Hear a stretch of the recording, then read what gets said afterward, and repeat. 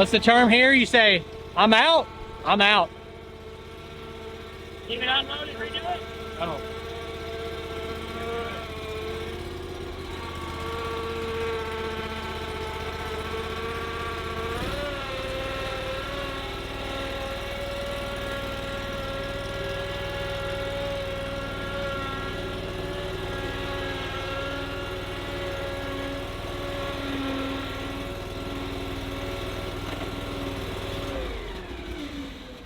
Like a glove. Not even a bead of sweat on his forehead. Sounds a little easier. Yeah. Should have caught the first one. Yeah. Crazy. That other one is Cub Cadet's, the first one to put a steering wheel on a zero turn. Looks kind of like the mowers from the 80s, but it drives a little different, right?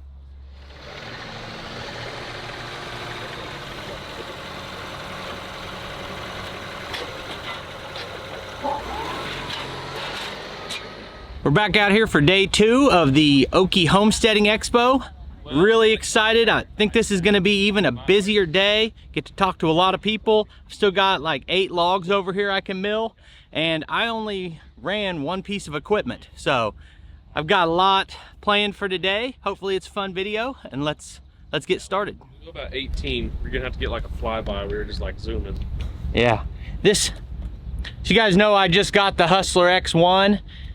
And that thing is rated to mow 7.5 acres per hour. Seems impossible from just a regular mower to mow that much, because it goes over 12 miles an hour, 72-inch cut. And Jake from the tractor yard is telling me this hyperdrive will blow that out of the water. And I don't know, I can't imagine mowing any faster than mine does, but I'm gonna give it a try. 40 horsepower Vanguard.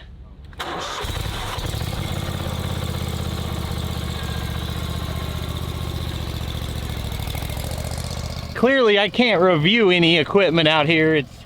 I mean, there's not even any grass to cut, but a lot of times with a clip like this, I'll speed it up to make the video quicker, but I'm trying to see how fast this thing is, so I'll probably play this at regular speed.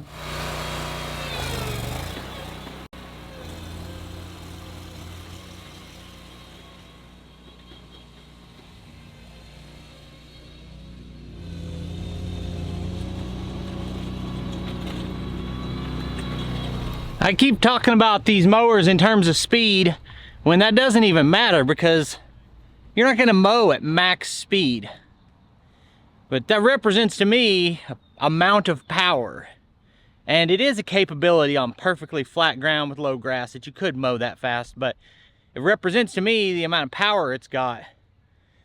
And I've seen people do it in videos, but I wasn't expecting it, and I had to let off right away, because when I hit that throttle, it popped a little bit of a wheelie. But pretty radical amount of power. And even on the way back on this flat stretch here, I was afraid to run at full speed. Crazy the amount of power they put on some of these mowers. So anyway, I guess I better start making sure the mill's ready to go, got gas and water in it before anyone gets over here. So I found the first thing this morning that really interests me is some beekeepers who actually have took their hobby and made it into a business. And I'll let you guys tell them a little bit about what you do and where they can find you online. Yeah, sure thing. So my name is Justin. This is my son Lucas. We're the owners of Sweet Stingers Honey and Apiary. We're an Oklahoma beekeeping operation. The big thing that separates us from a lot is we manage bees for people that want bees around, but they don't want to be the beekeeper. So we place them in backyards, rooftops, corporations, homesteads, and a little bit everywhere. And we got into it. My grandfather was a beekeeper. I've been beekeeping since about 9 years old. So 32 years now. My kids are into it now. We started the bee business, keep growing every year. It's been great. It looks like we're going to go out of state this year to neighboring states too to offer our services. Fantastic. So a lot of you guys might have seen the video I did last year on the bee removal from the big tree on our property, and that was such an amazing experience. I said I want to do beekeeping as a hobby, but I had a fear that sometimes I'll start a hobby and not follow through with it. Yes. If you do that with a hobby that involves another species, Exactly. I don't want to start bees and then not take care of them or something. And that's kind of where you guys come in. Yeah, so we fill that little gap. There's a bunch of people that get into bees and they don't have the time or they don't have the knowledge or experience, and so they come to us and they say, hey, I want bees, I need bees for my property, for the garden, they want honey and stuff like that. And so we come in, we manage hives for them and stuff, and we fill the gap. And we'll also teach on spot for people that want to do bees, but most of the people that we work with, we just manage the bees and they enjoy some honey and things of that nature. And of course, it's really popular, or it's really important that we maintain a healthy bee population. Oh, They yeah. do so much for us. Yes, so spreading the bees out, I'm big on not creating a monoculture of bees in one area, so I like to spread them out. So we take hives and just keep them in small apiaries, and it works out really well. So if somebody found this clip right here interesting, Yeah. and they want to check you guys out more, where's the best place to find you? So we're on Instagram. We do a thing that's called Lessons from the Beehive. It's almost a daily post blog type session. We're on YouTube as well.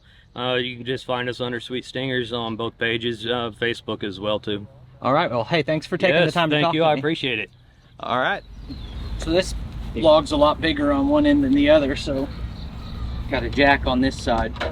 Okay. Sort of level it out to have less waste.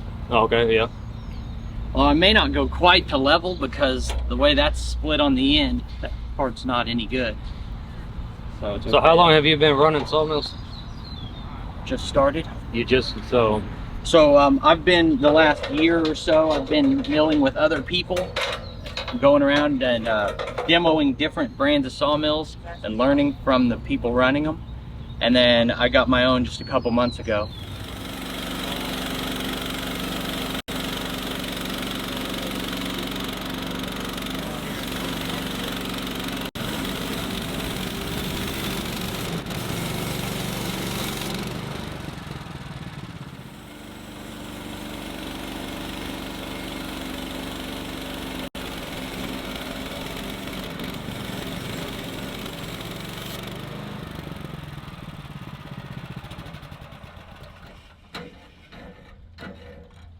Okay, I just met a really cool young man named Jack here that's got a pretty successful YouTube channel. So you want to tell him what you do?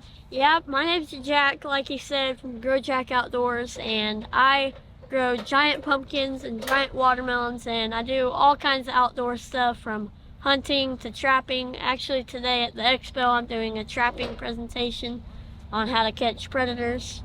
Yeah. So, Yeah, he's got the speaker tag right there. He's a level ahead of me on that. So what made you decide to do what you're doing, and what made you decide you wanted to put it on YouTube? well, I started watching Daniel Arms, and he really inspired me. And then with the gardening, if you guys don't watch Leon, with Gardening with Leon, go check his channel out. He inspired me a lot to start gardening on YouTube, and he's helped me a lot. He's been a real big help. Fantastic. Well, congratulations on what you've accomplished already. Yeah, thank you. I look forward to checking it out and see what you do going forward. Yep, thank you. Go check out Grow Jack Outdoors.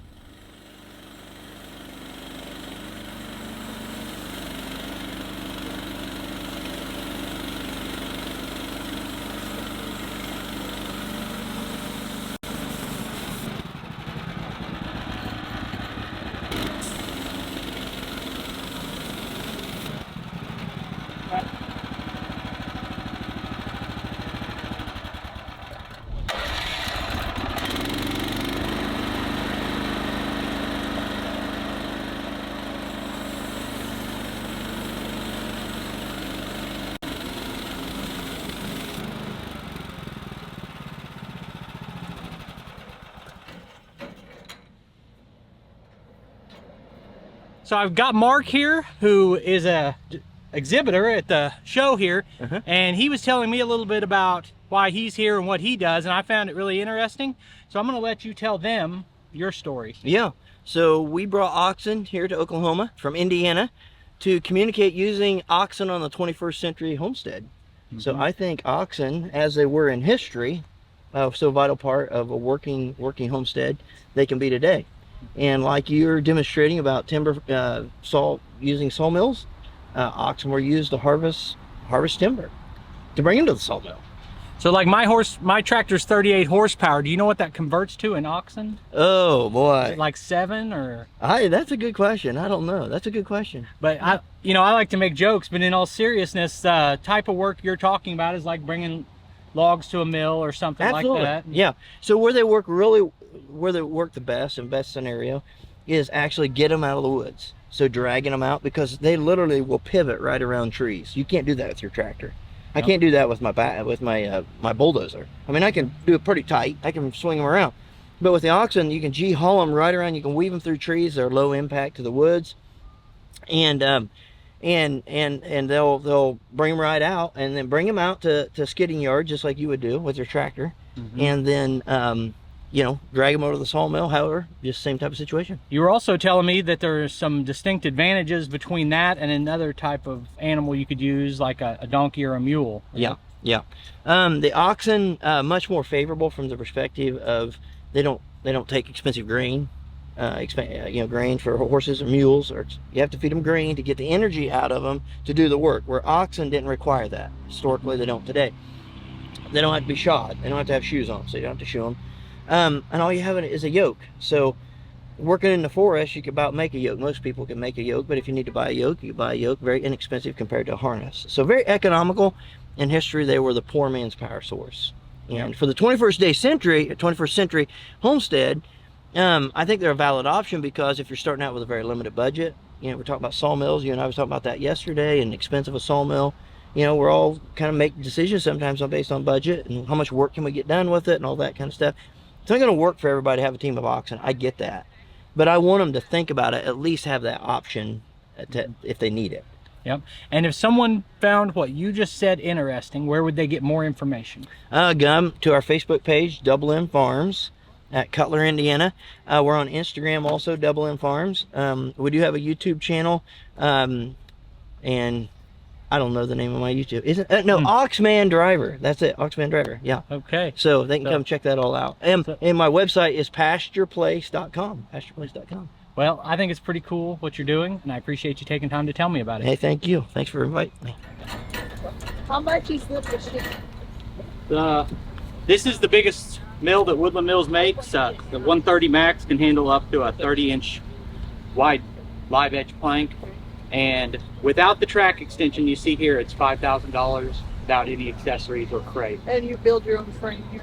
Yeah. Wood. So the stand that it's on, I cut this tree down about 2 years ago, dried the lumber, and built. That was the first thing I built out of wood I knew. So how long is a track that you get with 5,000?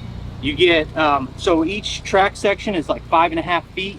So you can initially do, or they're 6 feet. You can initially do 10-foot 6 log. A track extension, it's either 500 or 600 to add more, and you can add as many as you want. So you could have a 30-foot mill just by buying more extensions. So it comes with how long? So you start off with the capability of a log 10-foot 6 inches. Anybody else have any questions? See people that put them on trailers so they can take them out in the field, so it's more of a mobile. Yes.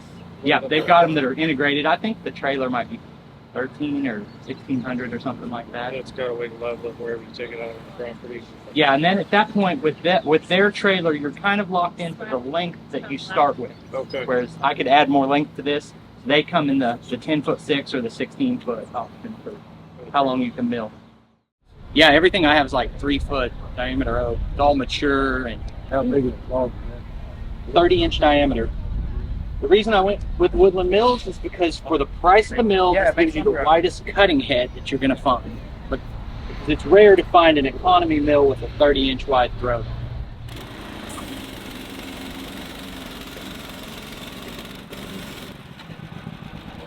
And the thing is, we brought small along Yeah, because they're easier to handle here at the show. right. You get a lot better yields of lumber out of a big one. This is going to make 2 or 3 boards. But, you're spending a lot of time to get just a little bit of lumber. But it goes the other way on a bigger log. You make a big stack of lumber in no time.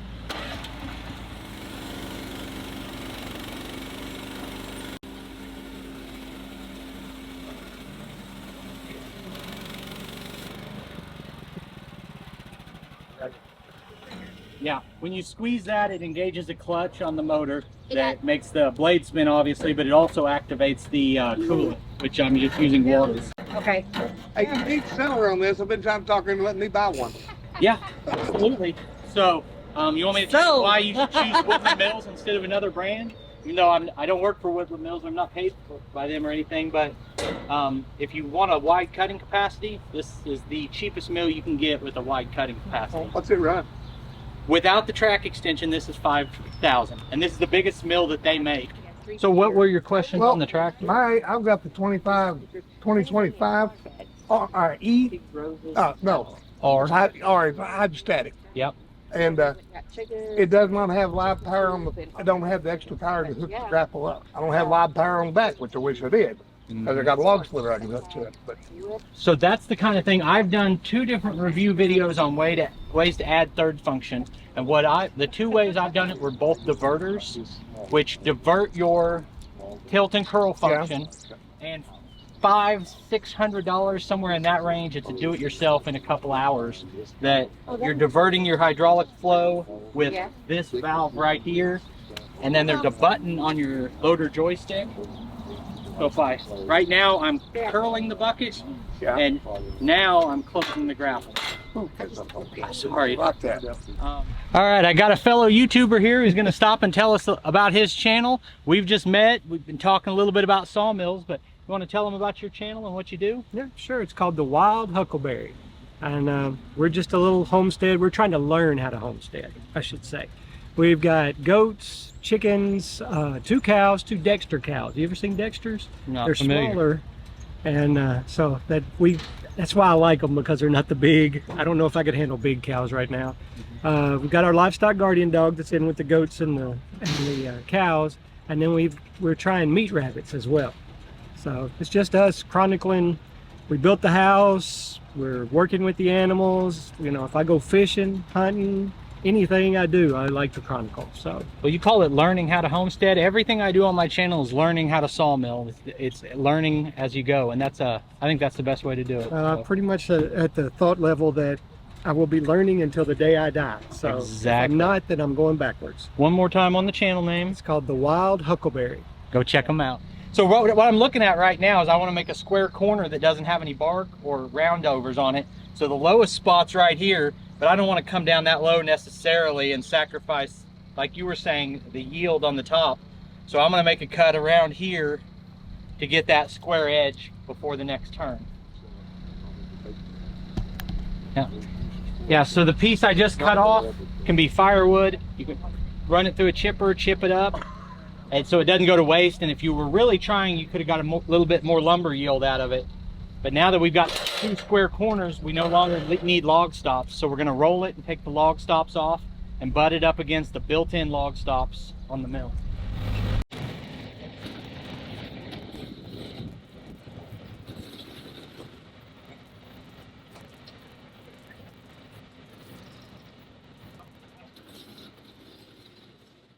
So if you saw yesterday's video from the show, you saw me scoop up one of these balls with this tractor backhoe and be pretty proud of myself, and then smash the heck out of the bucket by getting in too big of a hurry. And today I watched this family, and pretty much every member did the same task without smashing the bucket. Multiple times, in fact. And I think they had a lot more patience and a little bit more skill than I did. But it was a fun little task with a small ball and obviously no thumb on the backhoe.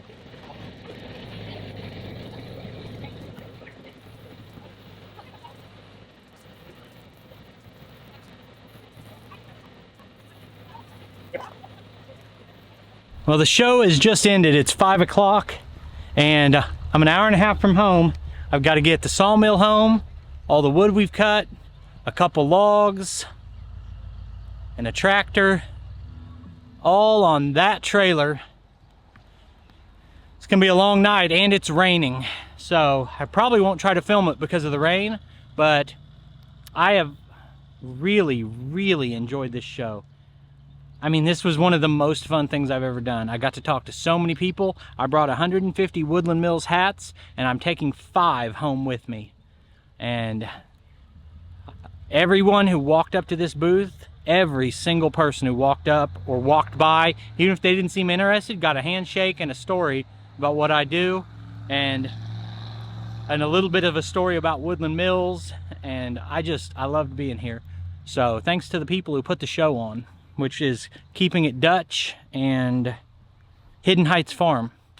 And I appreciate you guys taking time to watch the video. Put links on the screen to more of our videos, and I'll see you next time.